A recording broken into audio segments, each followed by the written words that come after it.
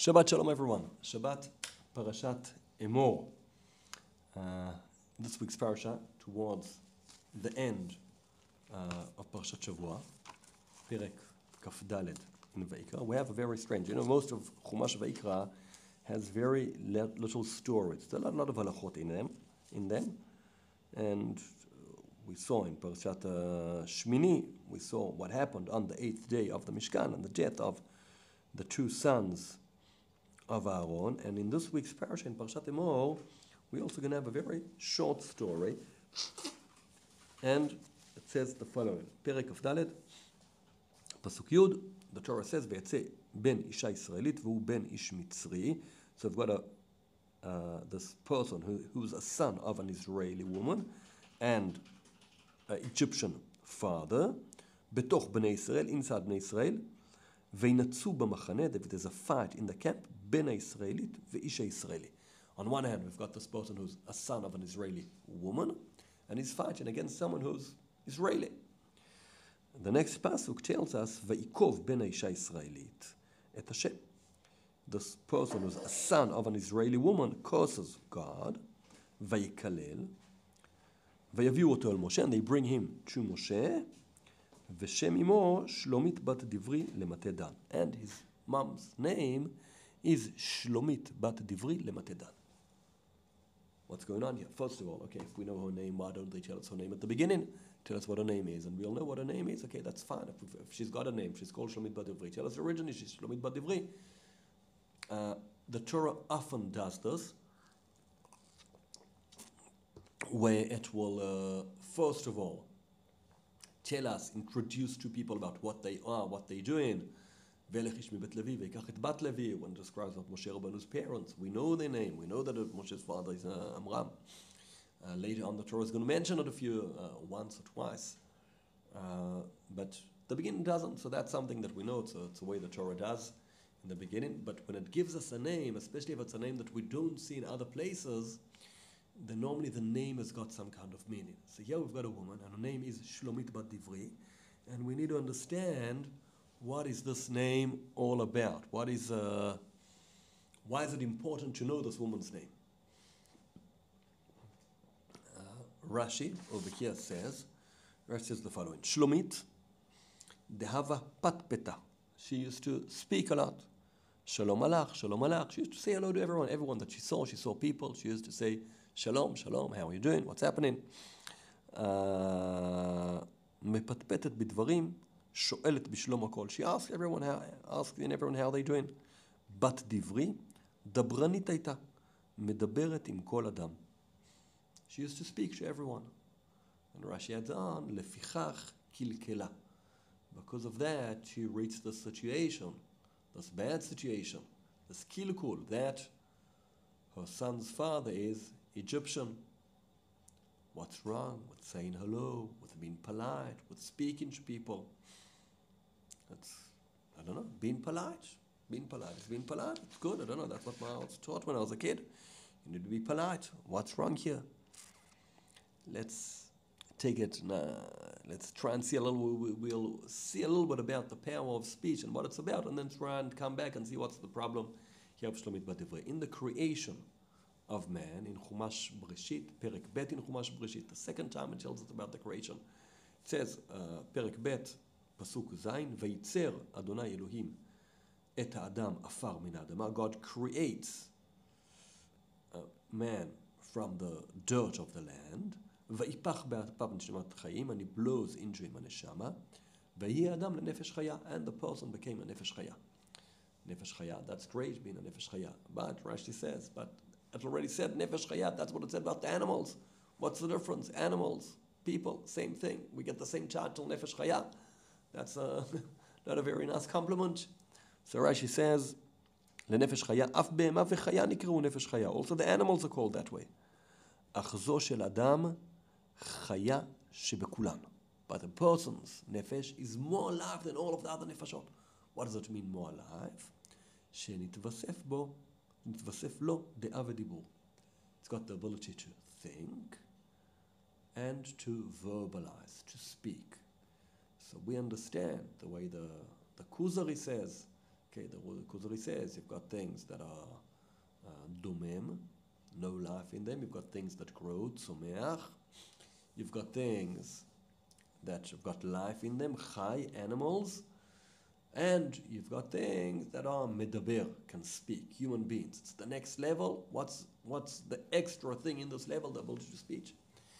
We know in the world that we live in that the ability to speak, in many ways, that's what's made human beings what they are compared to all of the other animals. We can speak, we can think about things, we can verbalize it. It brings us to a totally different level in our abilities, also knowledge, technology, creation, stuff like that, and also on a moral level. We're able to move forward, to discuss things, to think about things. It's got enormous impact. It's the big difference between human beings and everything else. So speech has got to do with the definition of humanity in certain ways. Okay, that's first thing. So now we need to understand, so what's wrong with Shlomit Badivri? She was just speaking. Where did she go wrong with the usage of the speech?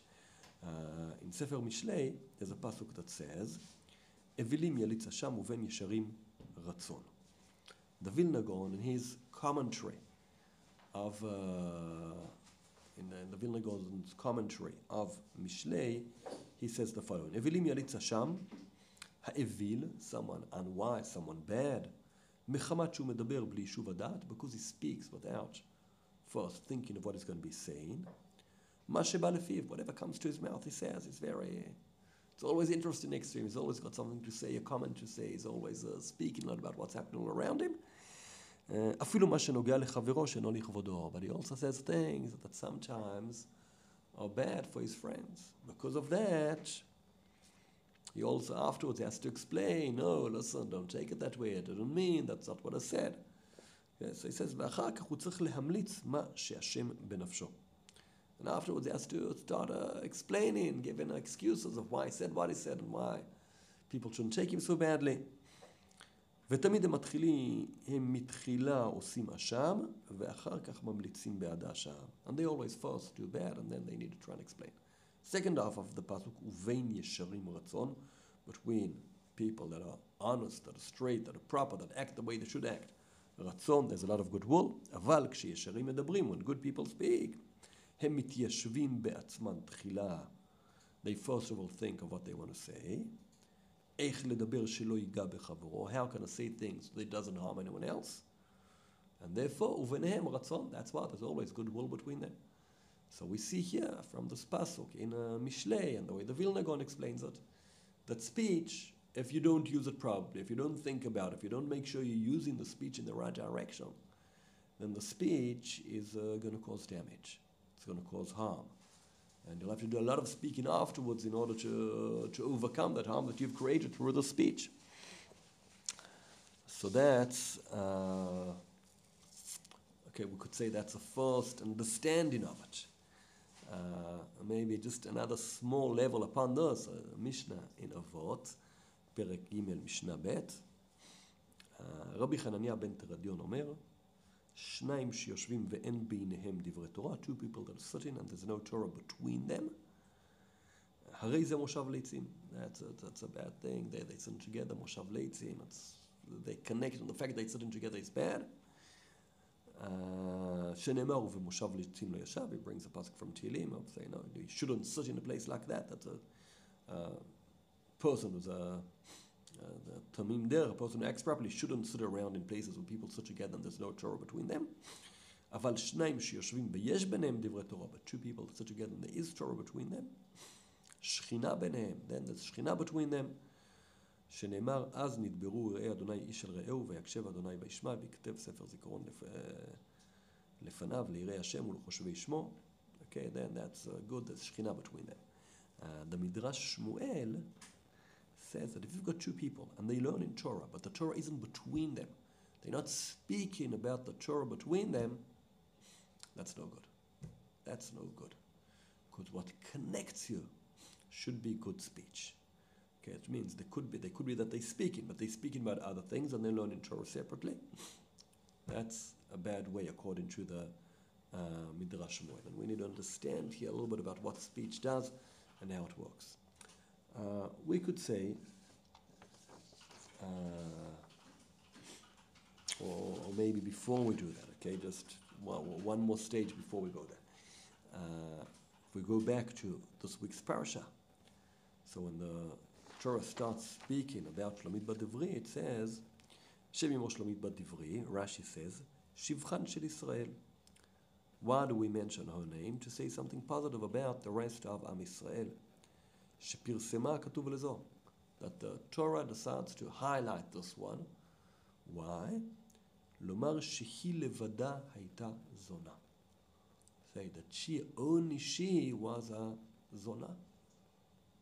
And then explains, Shlomit, she used to speak to everyone. Dibrit, she used to communicate with everyone, and because of that she did something wrong. Now it's something else. If she's a prostitute, tell us about it. Why are you just telling us her name? What's the point? What's the story here? In order to understand slightly better, we need to go back because there's more information we know. We know this Egyptian guy, we know about him something. What do we know about him? He features in the beginning of Chumash Shmot when Moshe Rabbeinu goes out from Pharaoh's palace for the first time to see what's happening with his fellow Jews.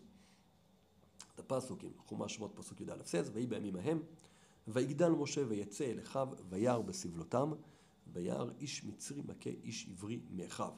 Moshe Rabbeinu grows and he goes out to see what's happening with his brothers, how much they're suffering, and he sees an Egyptian person hitting, abusing a Jewish person from his brothers.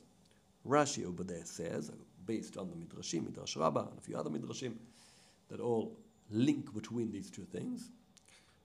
Malkeu verodeo, his case beating him up, uba'ala shel Shlomit bat Dibri haya. The Jewish person that was being beaten up was the husband of Shlomit bat Dibri. He's Jewish, not Egyptian. V'natan einav ba. The Egyptian, he saw Shlomit bat Dibri and he wanted her. Natan einav ba. Ubalayla, and at night, he'emido ve'otzio, he calls the husband out to work and sent him to do some kind of mission or something. V'hu chazar v'nichnas labayit, and the Egyptian went into the house. Uba lishto, and had a relationship with his wife. Kasvua shu ba'ala, and she thought it was her husband. V'chazar ha'ish lebeito v'yargish b'davar, and when he came back, the husband, he understood what happened. Ukshora auto ha'mitzri she'yargish b'davar, and the Egyptian saw that he understood what happened. He used to beat him up. If this is what happened, why is the Torah calling her Zona? Why is the Midrash calling her Zona? Why is it saying she's so bad? She did something wrong. Maybe should have been more aware, but this isn't. A Zona means someone that's what she's a prostitute. She wants to do it. It's on purpose. It's deliberate. And here it seems something that it's. She didn't initiate it, she didn't want it, she wasn't aware of what was happening. What's going on here? Why are we seeing it so negative? In order to understand this, we need to let's deal a little bit more, go into depth of the concept of speech. In general, in life, we say that as Jews, every action that we are going to be doing is going to fall into one of three categories. Either it's going to be a mitzvah, or it's going to be something we shouldn't be doing, it's an avera, or it's going to be something that you're allowed to do it, but it's kind of neutral. It's not a mitzvah, it's what we call mutar. You're allowed to do it. No mitzvah to do it, no reason not to do it. It's mutar. Let's say eating. Okay, eating. Depends what you're eating, when you're eating it. Okay, if you eat on Yom Kippur, it's a sur. If you eat a terefa or nevela, it's a sur. If you eat meat and milk together, although separately they're okay, it's a sur. If you eat them too close to each other, okay, if you eat when you're already stuffed and you can't shove anything into your stomach, it's also a sur, although it's kosher food and everything. If you just eat a meal because you need to eat a meal, you want to eat a meal, it's mutar. If you eat in a sudat mitzvah, you eat your kazait of bread on Shabbos, you eat in the sukkah, you eat the matzah, Be'ezrat Hashem, you eat a korban pesach. Well, that's already a mitzvah. So it could be a mitzvah, it could be mutar, and it could be asur. Same way also speech, right? What speech is asur? Lashon hara, rechilut, that you definitely can't speak. Lies, can't do that. What speech is a mitzvah? You learn in Torah, you say in brachot. What speech is neutral? You speak in life, we speak, we do things. It could be neutral. We need to go buy something, we ask the grocer for some cucumbers, some milk, I don't know, a car, something, okay, there's no issue over there. But we need to understand that there's more to that. What's more to that is that we said that when human being is created, Rashi explains what's nefesh chaya, why is it more alive? Because it's got the avidibul, it's got this capability. It means we've got a very special capability. We need to see we're using it for something good. And beyond speech, just being used for something that's in order to communicate and to transfer information, or maybe do mitzvot of learning Torah and saying brachot, we also know that when Adam and Chava have the first, before they have their children, it says, Vayida Adam et Chava ishto. It's a very strange word to use there, de'ah, because we just said that human being, what's special about him is de'ah v'dibur, and that's how she becomes present. And the Ramban later on explains, Besod ha'ava yedi'ah. If you want to love something, you need to know it. And what we can understand from that is that the more you know something, the more you know the details about something, the more you're connected to it. Okay, right, that's a very clear thing in life. Everyone knows that, everyone understands that. If you go to someone and he knows everything about birds, okay, three people standing looking at birds. One person couldn't care less about it, doesn't even see that the birds. Another person sees the birds, got some interesting colors. Wow, amazing. Third person, he knows everything about birds. He knows what kind of bird it is, when it comes back, when it's migrating from one place to another place. He sees a bird, he goes totally excited. He goes on for hours speaking about it. Takes pictures, sees it between this one and another one and everything. And the more you know about something, the more you connected to it. It's about creating knowledge about something, you create a connection. Speaking, writing, speaking is part of that. Now, it's not only that the more you know about it, you get more connected, the more you speak about your knowledge. I mean, something happened to you, or something, you know something that you've gained some knowledge. The more you speak about it to other people, the more something's happening in you, not only because of the first time you got the knowledge, that's it, and now everything stays that way, but the more you're involved in it, you're going to speak about it more. And the more you speak about it, you're going to get more involved in it. The speech acts, or take it into relationships, okay? When a spouse tells the other spouse, I love you, does two things. A, it tells the other, now the other spouse knows you love them. You love them, right? It's a known thing that a couple go to marriage counseling, and the wife tells the counselor, no, my husband, he never says that he loves me. The husband says, but I told you. The counselor says he told you. She says, yes, when? He said, when we got married. That was 20 years ago, but it hasn't changed.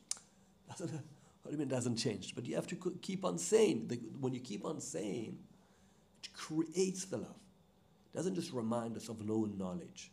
That creates the love. Also the person hearing that they being loved, it makes them feel loved. And also the person who's loving, it also creates within him more love. Because the speech has an effect on us.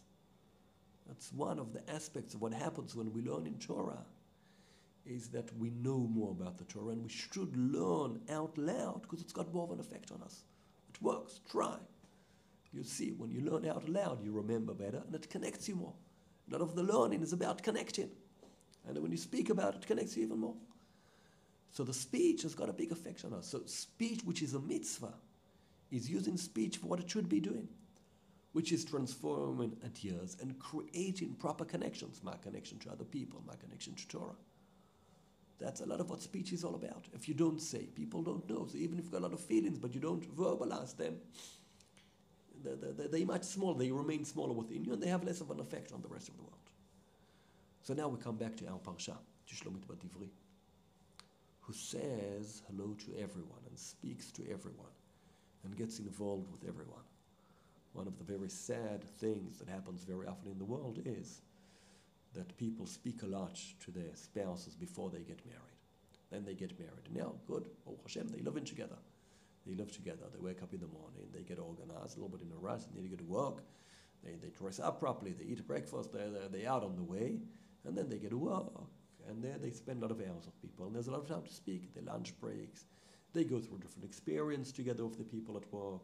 They discuss these experiences with the people at work. And that creates connections. And when they come back home at the end of the day, they're too tired, and they just collapse on the couch. Maybe they see some kind of movie or listen to something together, speak about a few technical things of what they need to do, how they want to conduct things together, but all very, very technical.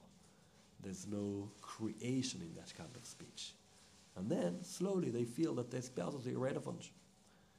And if at work they've got connections with people from the other gender, then they start feeling drawn towards them. And there's someone else who feels and understands me better, and I've got a connection with him, and this person I'm married to, there's less of a connection to him. And sometimes it's not as bad as that, but they're just unable to create a proper dynamics of speaking between them, speech about their feelings, about their thoughts, and they stay very technical between them. And then they have friends, same gender friends, who are just a good friend from childhood who they go through things with together. And then they've got a friend who they very tied with emotionally, and their spouses also remain technical. Sometimes we need to have that because we're on the way, but eventually we need to build all of the speech, all of the creating speech, or not all of it, but a majority of it has to be in these with our spouse. And then we can also add on a few small connections around. So speech can be a big creator. And this is what the Torah is telling us about Shlomit Bat Divri. But maybe before that, let's just see what Rav Kook writes. He's got a book called Midot Ra'aya, speaking about different attributes Midot a person should have. One of them is Midat HaTzniut.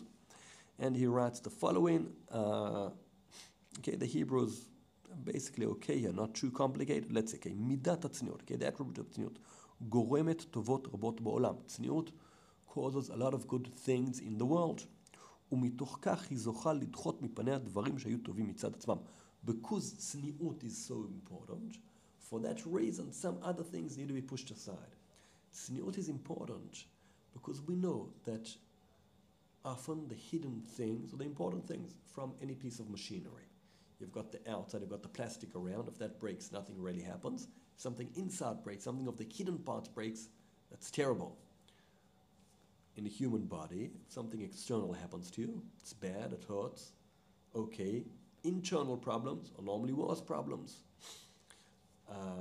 Spirituality, ruach, nefesh, neshama are very hidden.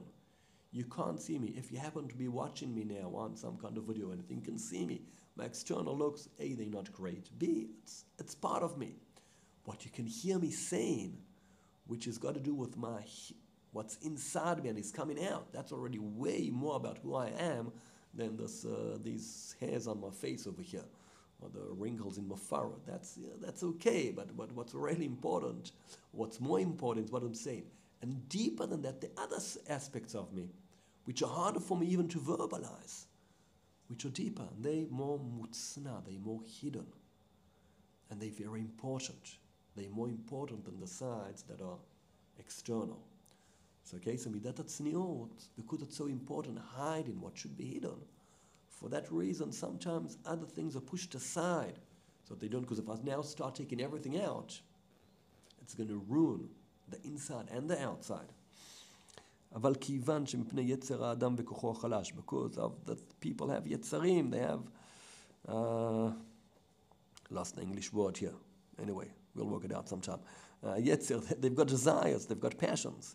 And his power is weak, כוחו חלש, יגרמו לפרוץ במידת הצניעות. These other good things might ruin the צניעות if we let them out properly.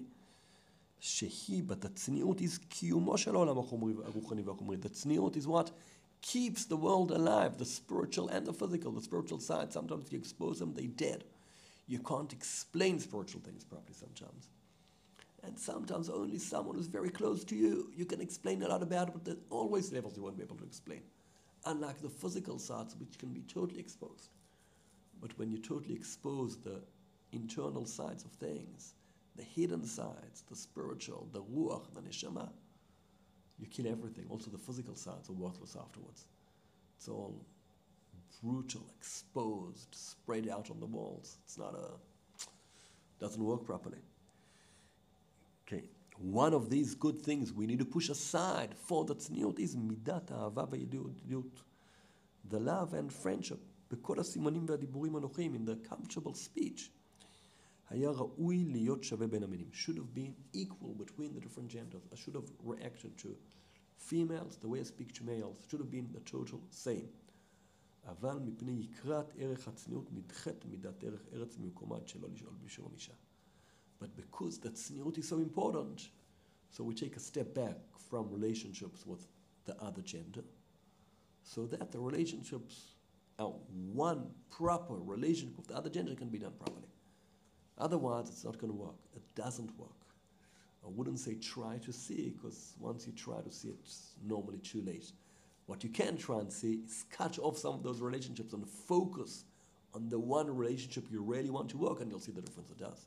That you can try, that you can definitely try, go ahead. And if someone gets insulted, tell them I told you to do so, and it's just an experiment, and let them blame it on me. I'm prepared to take that kind of blame on me. But that's what happened with Shlomit Bat Divri. This is what the Torah is teaching us about her. She created connections that were the wrong connections. And it ruined the connection that should have been. It created attractions that shouldn't have been there. And then everything went in the wrong direction. And eventually that son is going to be also cursing God. But that's an outcome of it. Okay, the problem starts by her, with her relationship to Be'ezrat Hashem. We'll all manage to focus properly, remember how to speak, when to speak, who to speak, but understand the power of speech and use it all properly. We'll all be zochet to have lovely, warm, good homes. Shabbat Shalom.